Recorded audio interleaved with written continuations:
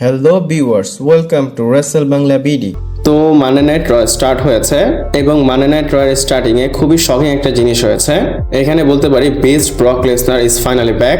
Brock Lesnar এসে পুরো fielding set করে নিয়েছে ওভাফেমি ভার্সেস ব্রক লেসনারের ম্যাচ সামার স্ল্যামে হবে, এটা অফিসিয়ালি কনফার্ম।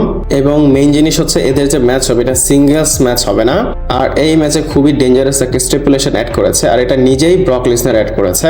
তো মানডে নাইট র স্টার্টিং এ কি হয়েছে, কিভাবে ব্রক লেসনার অ্যাটাক করেছে, কি স্টিপুলেশন অ্যাড করেছে ব্রক লেসনার, সেটা আপনাদের বলবো।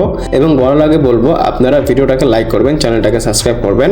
মানডে নাইট র স্টার্টিং করে ওভাফেমি এবং ওভাফেমি তার হাতে ক্রাউন নিয়ে আসে এবং ওভাফেমি বলে পুরো অডিয়েন্সকে, আমি তোমাদের 2026 এর কিং। এছাড়াও সে জেউসের বিষয়ে কথা বলে জেউসকে আমি বলেছিলাম যে তুমি আমার কাছে কিছুই না, আমি কিং অফ দ্য রিং টুর্নামেন্টের ফাইনালে জিতবো, তো আমি জিতেছি।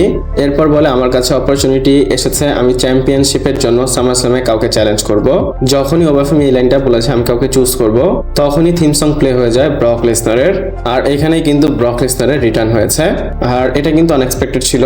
আমরা ভাবিনি এত তাড়াতাড়ি সে আসবে, ভেবেছিলাম নাইট অফ চ্যাম্পিয়নে যেহেতু আসতে পারেনি হয়তো কোনো প্রবলেম হয়েছে, আরো দেরি হবে তার আসতে, কিন্তু আজকে এসেছে, এটা আনএক্সপেক্টেড ছিল। ব্রক লেসনার আসে, সর্বপ্রথম কনগ্রাচুলেশন করে ওভাফেমিকে, বলে ladies and gentleman welcome 2026 king ওভা।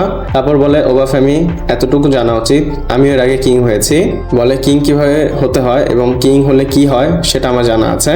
এরপর ব্রক লেসনার তার আসল কথা স্টার্ট করে, বলে দেখ ওভাফেমি, সবাই জানে আমি ডাব্লিউডাব্লিউর কোনো শো দেখি না, কিন্তু আমি ট্রাস্ট করি পল হেমেনকে। পল হেমেন আমাকে সবকিছু বলে, কোন শো এর মধ্যে কি হয় সবকিছু আমি পল হেমেন থেকে জানতে পারি, এবং শো এর মধ্যে আমাকে নিয়ে কি হয় সেটাও আমাকে পল হেমেন বলে।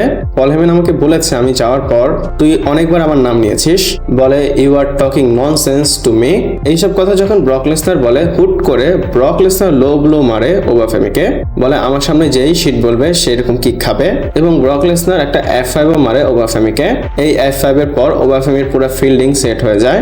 F5 মারার পর পল হেমেন এবং ব্রক লেসনার যখন রিং এর বাইরে যাচ্ছিল তখনই ওভাফেমি মাইকটা নেয়, সে দাঁড়িয়ে ব্রক লেসনারকে বলে, ব্রক লেসনার আমি তোমাকে চ্যালেঞ্জ করতেছি সামার স্ল্যাম একটা ম্যাচের জন্য।